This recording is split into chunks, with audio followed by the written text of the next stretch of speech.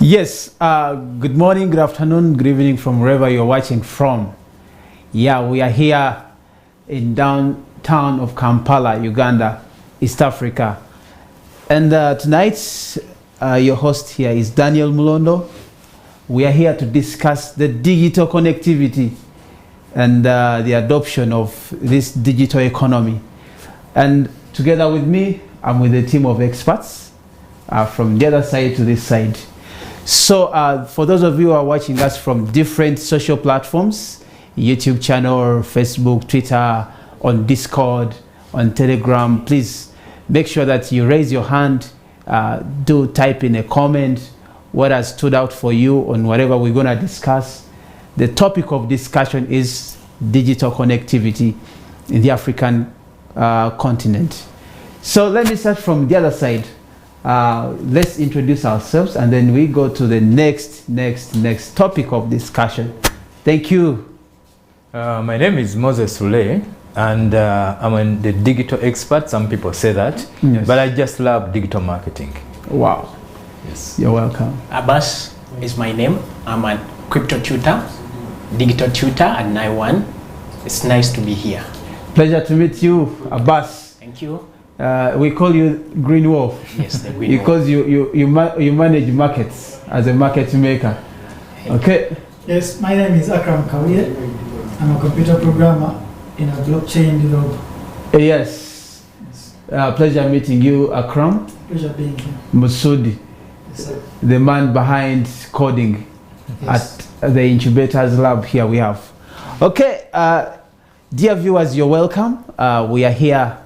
And then it's getting interesting because a lot of people have gathered so far. We have some people who are joining us via our channel. They're based in Dubai.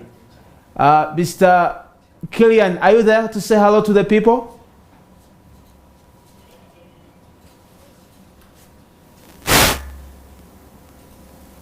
Yes, I know you're in Dubai. The streets of Dubai, the center of technology.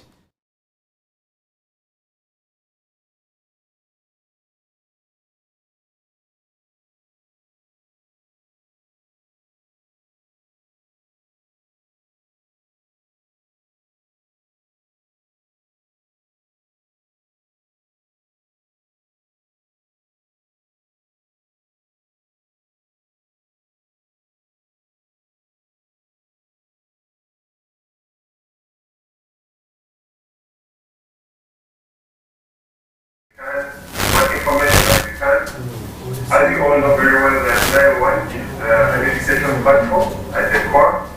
Our target is to educate first and prepare the market for the products that we bring on, be introducing to you along the way. Okay, Mr. Are you there, Killian? Give us a live feed for the people who are watching all over Africa. Give them a feel. How is Dubai so far? Yeah, Dubai is really good. In Dubai is where every business person meets. If you really want to do business internationally, Dubai is the center of business right now. The laws here are amazing. The government itself has organized itself to welcome new entrepreneurs and incubate ideas. So with whatever idea you have here, as long as it is legal, you come and you can experiment it here, you get it done. The support is there, financial support can be good here.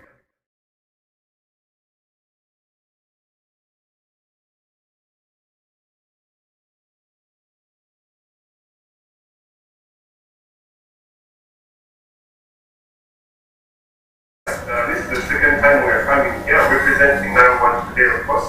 Okay. Here in Dubai. And it's the second time I'm here trying to formulate more partnerships and organize a couple of things here to see that we bring value to our viewers, to the people that follow us, our students, and the consumers of the products that we shall be releasing very soon. So with that, Mr. Daniel, we were hoping to have you here. I see you're very busy over there, so you are excused in this case. Mr. Killian, I'm coming. I know I'm aware of the work you're doing there. God bless you, please, because I know we are tapping into the global market. So, all right, we are coming back to you. But let me talk to the team here now. Now we are talking about the massive adoption of this technology, the global trends of technology in Africa. Now, coming back to home, let's center it back here where we are right now. What do you understand about the digital connectivity? I think when you talk digital connectivity, might need to put things in a perspective. Yes. Post-pandemic, we've seen so many businesses migrate from how they used to do their operations to getting online. I think for most people, that step could be termed as getting digital.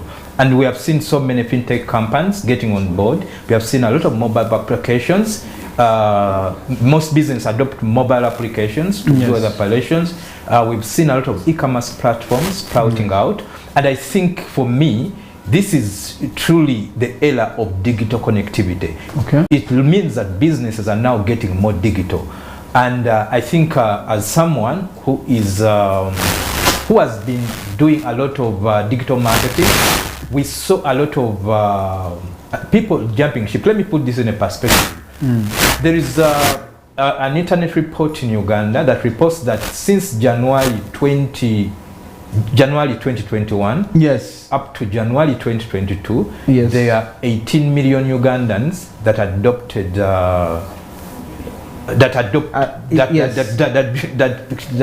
adopted internet usage. And then we've seen that shift also going across Uganda. Presently, I think it's estimated that 30% of Uganda is connected to the internet. When you look at and this statistic, by the way, tallies well with the sub-Saharan Africa statistic. I think Uganda is about 30%, but generally sub-Saharan Africa, I think the internet connectivity is standing at 29.1%. So what we see is that most businesses are adopting digital, they are embracing the digital economy. Wow. That's amazing. It's a very good topic of discussion to talk about, because the perspective, I've seen that, you see Africa, the African market, we are, our community is growing to almost 2 billion people globally. That's true. And of recent, I was reading on a certain report whereby 10, 20 years down later, the African market is projected to be to about 2 to 3 billion people. The next big economy after India. True. But when you look at India, India is exporting, most of their revenue is coming from technological side. So when we talk about the Internet of Things, the Internet of Value, we talk about robotic, we talk about cybersecurity, we talk about applications that are monetized. So this is where we talk about now the digital connectivity at large. So back to one of the educators in Nile One Academy, Mr. Abbas, tell us, what do you, in your perspective, about digital connectivity and how the government can put together the age bracket of young people between 15 to maybe 40 years? How can they enhance? So the way I understand digital connectivity, I look at it as how people are really integrating the digital technology. I want us to give us a feel. I would say, because let me say we are shifting from being wired to things that are wireless. So we are going to do things in a digital way. So digital means things that are wireless. Now I would say people are going to be shifting from doing business in a traditional ways into doing business in a way that is really going to be so unique, and innovative. Wow. So people are going to do things. If you are a marketeer, we are going to do things. We market online. Okay. If I'm going to make sales shops, I can do. I can provide us a sale point. An online store. Yeah. So we can see a lot of companies coming up. Wow. Now, when it comes to the governments, it's going to require the right implementation and maybe connecting with these people that are actually trying to bring in these innovations. First things, government maybe needs to put resources so that an infrastructure. Yes. So that most of the things, let's say the internet, they are not so expensive. Okay. The connection is so fast because everything is going to operate. We actually need the internet. Wow, this is so interesting. For those of you who are watching us, give us your feel also. How do you see the digital connectivity in your area, wherever you're watching from? Those who are in South Africa, those who are in Kenya, the sub-Saharan Africa, please give us your feel. What the government in your country is doing about this digital connectivity. You've mentioned something which is, I think it's an interesting. There's a scenario just of recent. There's a young man. He was selling shoes, and he had a shop somewhere. But now here comes whereby he was meeting a lot of rent costs, bills like electricity, utilities, utility bills, paying workers, and then here comes COVID. I know. So this young man, I was interacting with him. He told me that he resorted to use creating shops online. Yes. Getting all the social media handles into a money-making tool, whereby he posts these shoes, he posts this and this. Then he told me that he discovered that he's now meeting people at their place of convenience. Sure. Then what he did, he had to close a shop, a physical shop, focusing at home, making sure that they take good quality pictures, sharing them on all social media handles that they had, and then they increased their sales. The sales volume increased. The sales volumes came through. Then they issued now a delivery model, whereby they get someone who goes to these people wherever they are, and then they deliver. He told me that he minimized his costs. Inventories. The inventory, he was paying so much, but now transport itself. So now there I saw a benefit of this digital connectivity, whereby the internet now is of a value. True. It's not something to share around, keep sharing, maybe gossip around, but now focusing on how you can monetize all these applications onto the internet, and then you make money.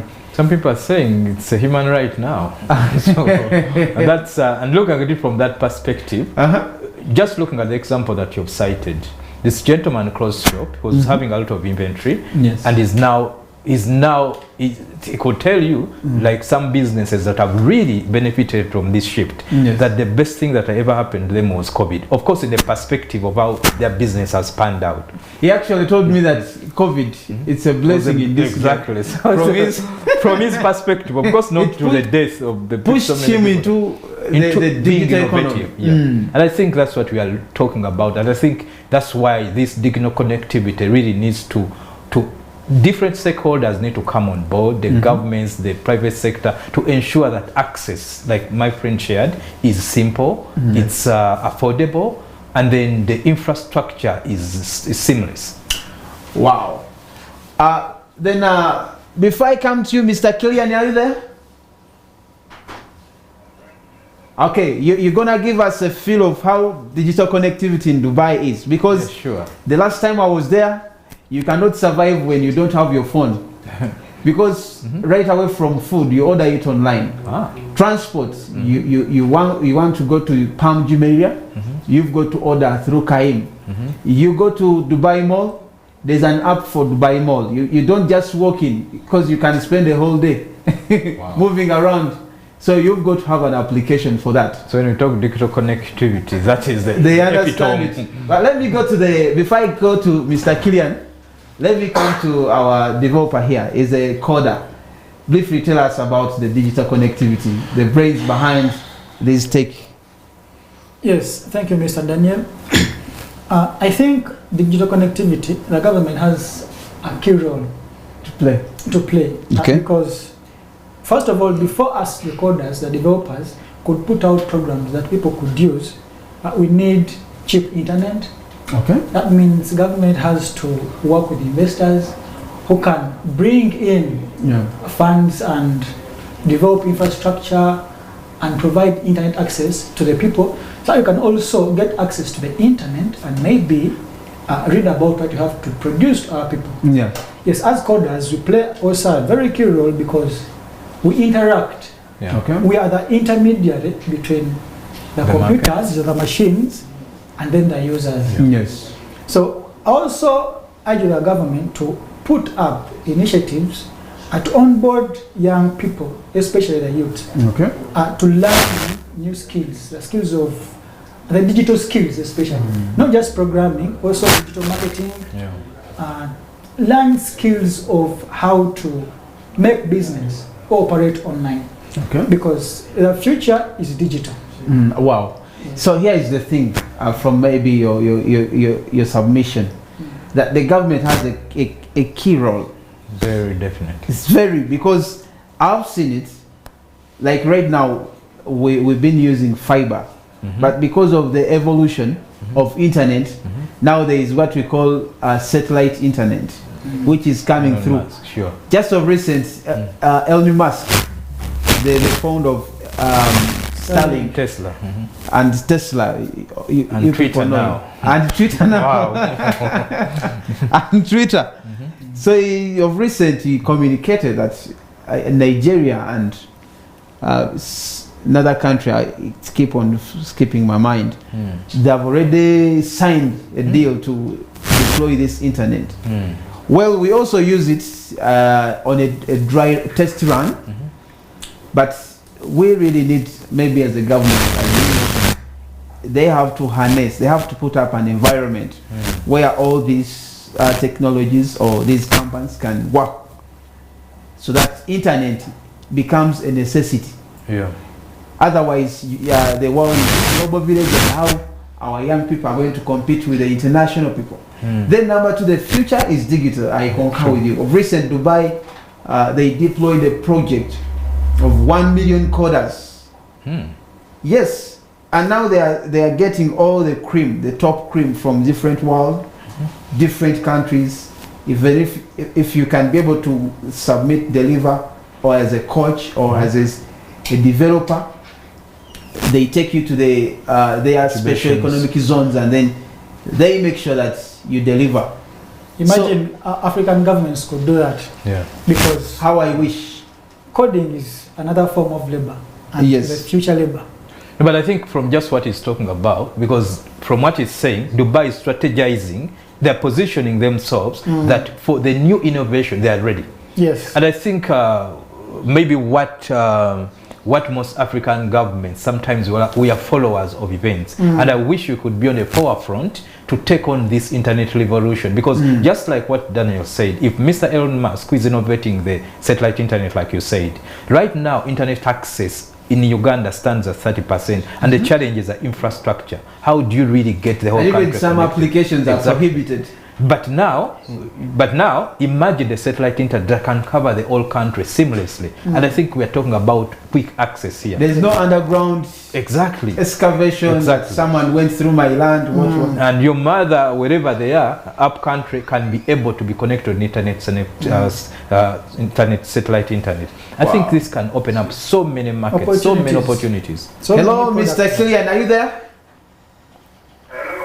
Please give us a warm feel of the digital connectivity in Dubai.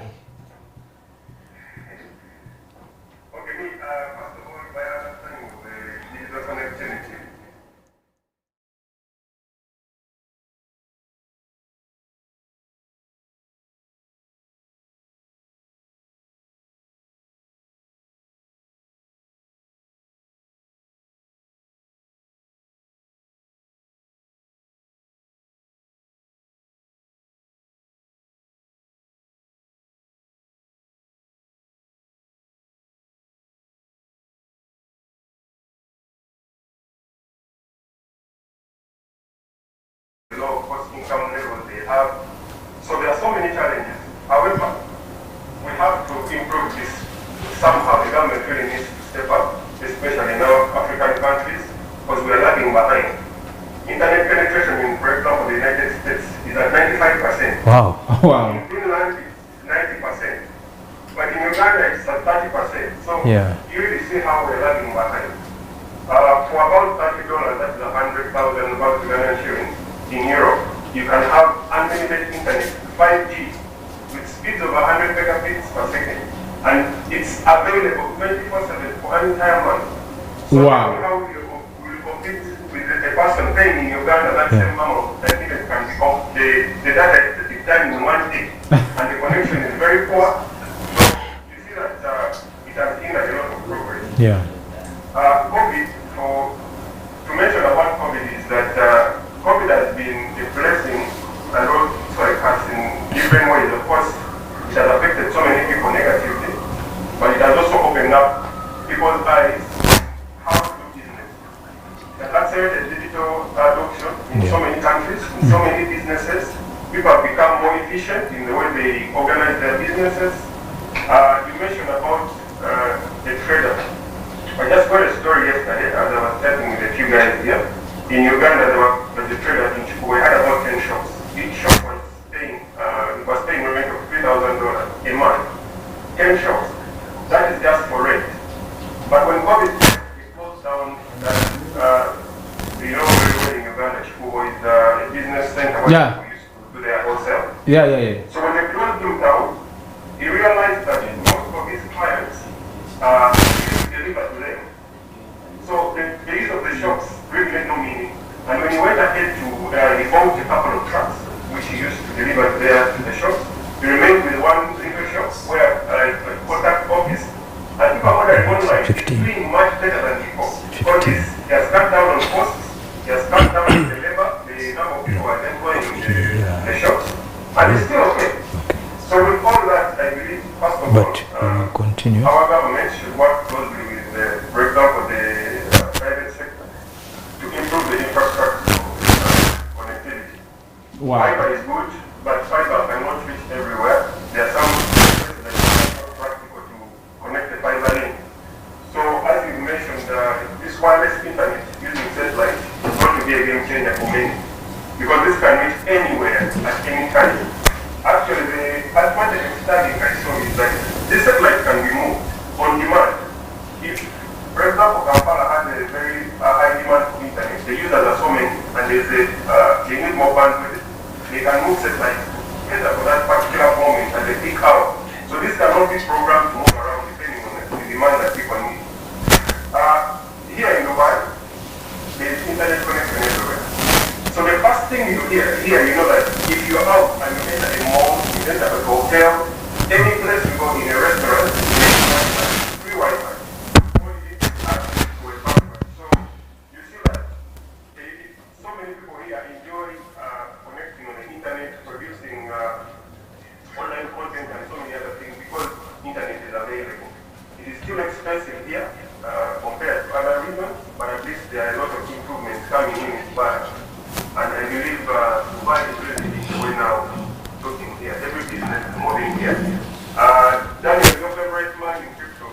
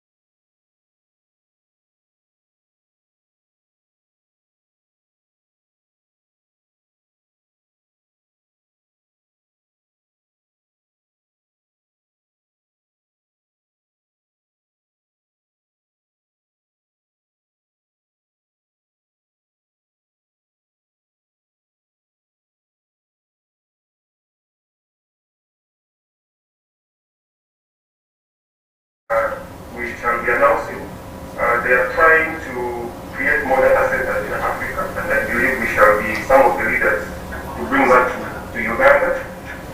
These are going to provide competition for the small market we have. If you have two internet providers who are giving poor service and they have no one to check them, they'll continue giving poor service. So if you have more competitors in the market that are offering cheaper solutions, people are going to change and these guys are going to improve on these services.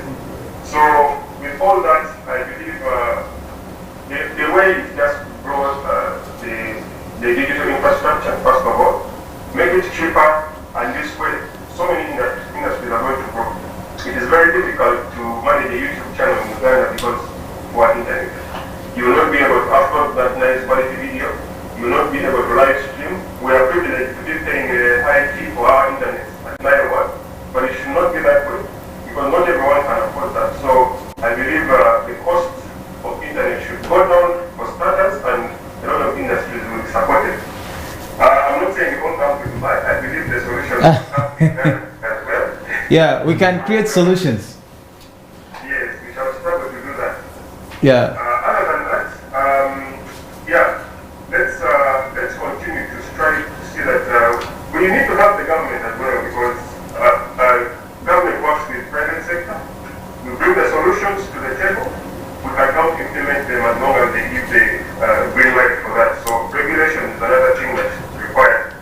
And we should also be open to innovative technology, because a lot of people fear new things. Others decide to fight them, others refuse to adopt, but at the end of the day, change is the only constant in life. So you need to know what's coming in the future, look ahead, and adopt, because if you did not learn how to use the computer in a couple of years back, you're only struggling now, and you must learn. So keep pace with digital trends like 910, the economy and digital connectivity is the must. Wow. It's getting interesting. Thank you so much, Mr. Killian. We applaud you for that. And then we believe that your presence in Dubai is doing more. You're doing us justice to the better of the economy and also the people in Africa. Thank you very much. Okay, we'll get back to you later. Let me focus on the studio. Our topic of discussion is getting interesting.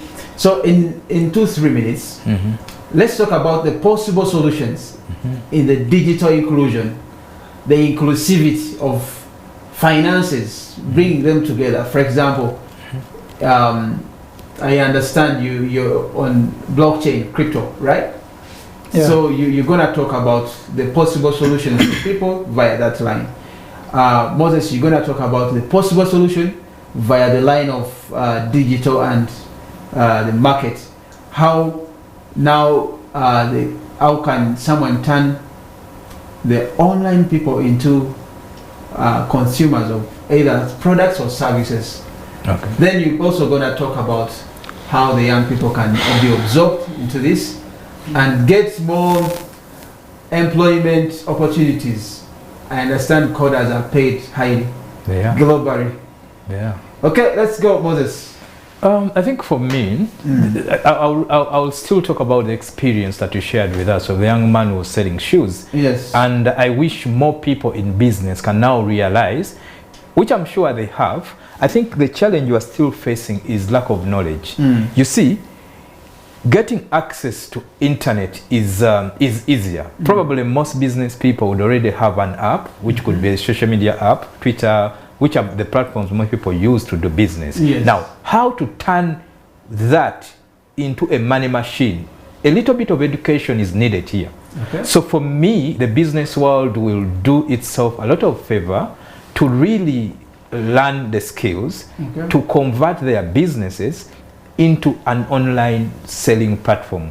Here and there, people make money online. Maybe you can post on WhatsApp. But if you're going to do it dedicated and create a lot of wealth for yourself, you need education. You need education. How do I advertise? You know, it's sold for us who do online marketing that before someone buys a product online, there are 21 click points. I will not go into the details, but you see the journey works like this. I see a phone being advertised. When I see it from your shop online, I'm going to go to YouTube to see a review. I'm going to go to Amazon to compare. I'm going to look for reviewers who have looked at this phone. Meanwhile, you're the one who set the ball rolling. So I may not come back to you to buy from you because I could be consumed by so many people. But there's a way now you can really minimize these touch points and get to know, even if someone went there, I can still target them and then they do business with this. What am I saying with this? Education is needed. You need to know, how do I get on business, how to establish my shop, how do I get client, how do I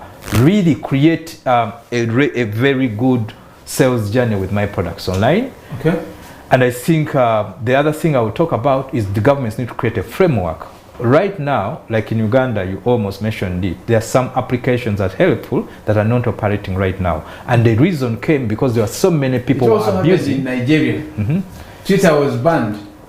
Sure, so there are so many people who are using the platform for abuse, because you know what, you can create your presence right now and just go off to anyone you want. So I think governments need to come and align. Even the netizens themselves need to understand that while it's a human right, you shouldn't abuse it. So it's a combination of these things. Government provides the framework, the netizens get to understand, yes, it's your right, but probably abusing people can be self-destructive. Awesome. So for me, those will be my part. There's education, but a framework is also needed. Thank you so much, Moses. You really submitted than expected. It's a great submission. Okay, let's go to the educator.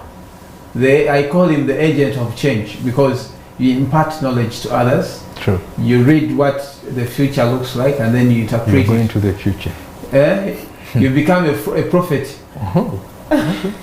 You interpret the future for the people who don't understand it. True that.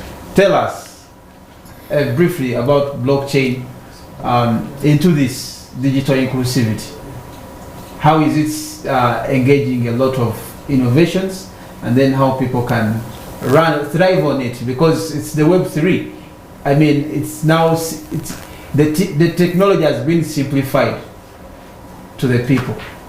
So for me, I'll talk about the internet first, because the internet being the center of the digital technology, because everything runs, it cannot run without the internet. Yes, sir. Our blockchain can't run.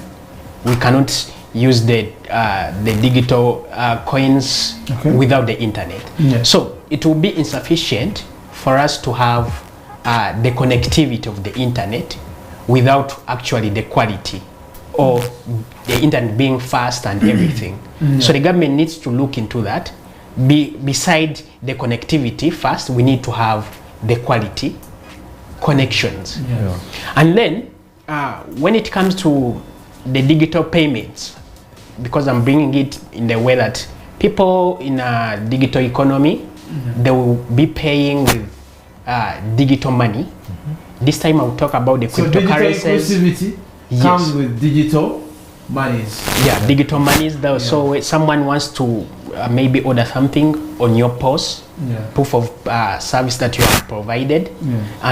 You need to put the ways that will be easily for me to make a payment. More so digital payments, also the crypto, the POS. So someone orders something on the internet, and I will need, maybe, of course, I will have to pay through the internet.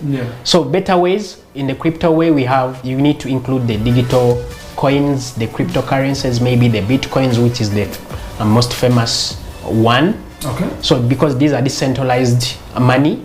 So what you mean, people can harness this technology, being that now in future the coins are going to work around the services or the products.